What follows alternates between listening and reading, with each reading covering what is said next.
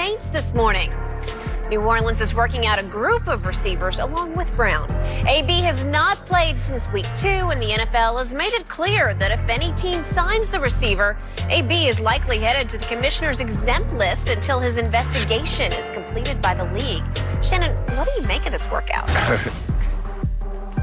I mean, obviously, he's still an immensely talented player, although troubled. You know, it's being reported that the Saints are doing their due diligence. But, Skip, this makes no sense to me. You're not going to play. He's not going to play this year. I don't know. He can't help you this year. Like I said, maybe you signing him so you can have the opportunity to have dibs on his future services. Yep. But this year, we're talking about this year, it makes no sense because the league has made it abundantly clear in reading the memo that they sent that he's going on the commissioner's exempt list. Until this is resolved through the courts, he's not playing. So for them, and I understand Sean Payton, maybe he's giving the NFL the middle finger. You know, you took a year from me coaching with Bounty Gate when I said I had nothing. Yep. And the commissioner told me, he said, you should have known it's your football team. That call last year was hideous, outrageous. And we came up with this cockamamie, and they barely seldom overrule obvious PI, Skip. Yep. Some as blatant as to what happened last year in New Orleans, and they still don't overrule them. Yep. Maybe that's his way of saying, but it doesn't. They're going to have, if the Saints were to sign Antonio Brown, they're going to have 2 breaking news stories running simultaneous. New Orleans Saints signs Antonio Brown. Breaking news, NFL puts Antonio Brown on commissioner's exempt list. That's what's going to happen, Skip. He's not going to play until this is resolved. And there has been no resolution to these allegations that's been brought before Antonio Brown. Mm-hmm. So hopefully he can get past this, and in 2020, he can get his life turned around, and he can get on someone's football team. But right now, as I'm looking at it, this makes no sense to me for the New Orleans Saints. Nor does it make any sense to me, unless I'm missing something here. Yeah. Because Sean Payton is a shrewd operator. And again, he does have lots of axes to grind with the league. Jen knows him well because covered the Saints, lives in New Orleans. Is there any loophole we're missing here where he thinks he can somehow make him eligible just because they haven't ruled on it yet? Skip, the Patriots would have already figured it out. You know, the Patriots had everybody on everything. Okay, but remember, Antonio burned that bridge down when he took the shot at Robert Kraft. Right. Well, and he burned it down to start with by the group text back to the woman who had accused him. And it was so blatant and so egregious that even Robert Kraft finally said, that's enough. Right? Yep. And then he burned that bridge completely to the ground when he took the shot at Robert Kraft as he left. Right. As he takes lots of parting shots at lots of people. At everybody. So is it possible that Sean Payton found some way that he could make him eligible just for the playoffs, in that because the NFL has dragged its feet, they haven't ruled on this yet. They did bring Antonio, you remember, to New York. Mm-hmm. It was reported he was not very forthcoming about any of this, right? And so guess what? They're not going to be very forthcoming in their judgment. They're like, you want to drag your feet, we drag our feet. Let's see who can last the longer. Because guess what? They're going to be the 101st year, the 102nd year, the 103rd year. Antonio Brown is not going to play in the NFL as long as the NFL is going to be in existence. Okay. So now I'm just going to do the hypothetical of on the football field, in the locker room, if Antonio Brown is on this football team. I know it's a bizarre long shot that's going to happen right now. Okay. But let's just say, for sake of argument, that it does happen.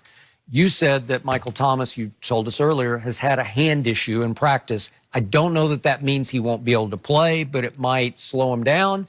So what if Antonio and Michael Thomas are on the same roster, in the same lineup, and wind up in the same huddle together? I never love having 2 number 1 receivers. It rarely works. You can go all the way back to Terry Bradshaw's Steelers. It did work there because you had Swan and Stallworth, two Hall of Fame. Well, they wouldn't catch it with 35 passes a year. So because they ran the football. Exactly. It wasn't like one guy go catch 80, the other guy's go catch 25. And we hadn't yet had diva receivers where they hadn't. There's no social media. Right. So Lynn Swan was really good, and he made circus catches in the Super Bowl and at USC. Right. But again, they didn't have diva egos that clashed behind closed doors. To me, Michael Thomas has earned the right to be the clear-cut number 1 receiver in New Orleans, right? Yeah. Well, trust me, if Antonio somehow winds up in that locker room and in that huddle, he will want to be and demand to be the #1 receiver. And back then, Skip, you know, head coaches had all the control. All the control. All. Okay. You play for them or you play for no one. There's no way I'm demanding a trade. No, you weren't going anywhere. Okay, so what happened to Baker Mayfield this year in Cleveland? He did have Jarvis, and it worked really beautifully last year because he had Jarvis and a bunch of no-names. Right. And all of a sudden, he had Jarvis and Odell, and they started to, I think, quietly clash about who gets the most targets, who gets the most balls. And Odell was never happy in Cleveland. He might not have ever been happy in Cleveland, period, end of story. But in this case, I don't think Michael Thomas will ever be happy with Antonio in the same lineup. Because to your point, somebody's going to have to make a concession. Somebody's going to have to say, you know what, he's the guy. Because eventually it's going to end up, somebody's going to have to go.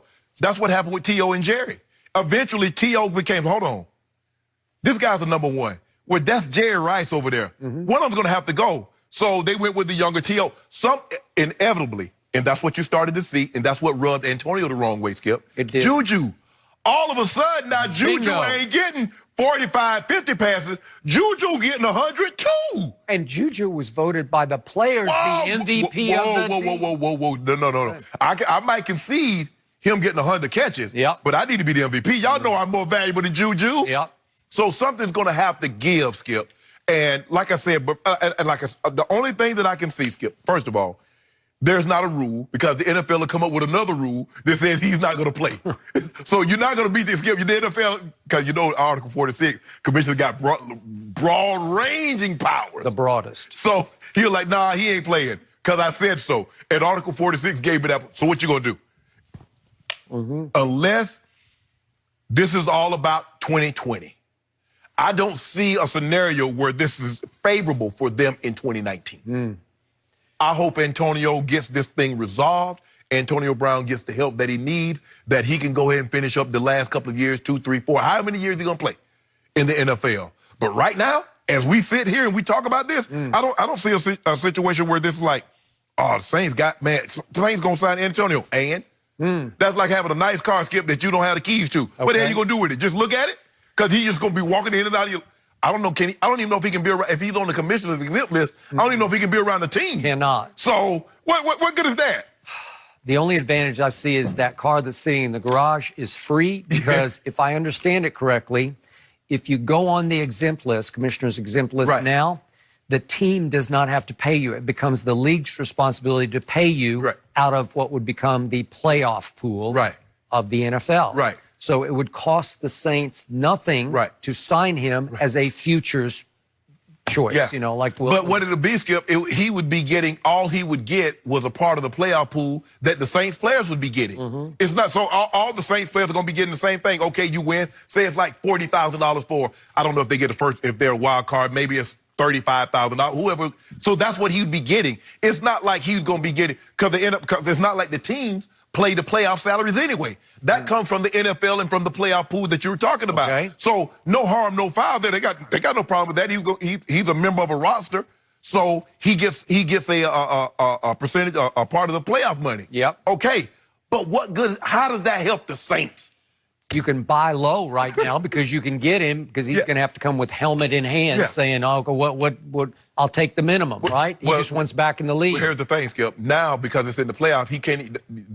All he would get would be the playoff money. Yep. Because you don't get your salary once the playoffs start. The playoffs is prorated over 17 weeks, where the 17 weeks are up. So all he would get was the playoff money. So you be buying extremely, extremely low because you're basically going to, okay, we're going to sign you to a 2-year deal basically, and it's going to be minimum, but we have your rights for 2020. Okay. That's all you're getting, Skip. Okay, so now I come down to how will the NFL Players Association respond to this? Because effectively, Antonio has been suspended for a whole year, just effectively. Like he's missed this whole season, right? Right. So when they do rule on him, obviously we don't have enough show left to go through all the misbehavior of Antonio Brown.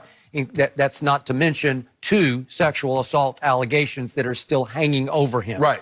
So how does the league rule on just conduct unbecoming besides the sexual assault? Right. Well, the suspension should be, to me, we talked about this before, he should be gone for a year. Well, now, effectively, he has been gone for a year. So will the NFLPA then take a stand and say, well, you got to reinstate him for next year because he effectively just served a whole year's suspension? But he wasn't on the roster. You got to be on the roster to be able to serve a suspension. Who is he with? And the thing was, Skip, remember, he said he wanted to release when a part of the arbitration thing that he said the Raiders released him without cause. Yeah. Mark Davis showed him the text. He sent me a text, said, release me. Yeah, he did. Okay. Okay, so what? So I don't think anybody has any quibble with the fact he's still extremely talented. And when we saw him just in practice in Oakland on Hard Knocks, sensational. Yes. When I saw him for a little burst with Tom Brady, sensational. Yes. I don't have any doubt about that. He's extremely double T. Yeah. Talented and troubled. Yep, he is. Double T. We'll see Maybe what the emphasis future on the second T. Yes. It'll be a drama worth watching. I'd say. Sure. All right, up next, are the Ravens making a big mistake by sitting Lamar Jackson this week? That's next.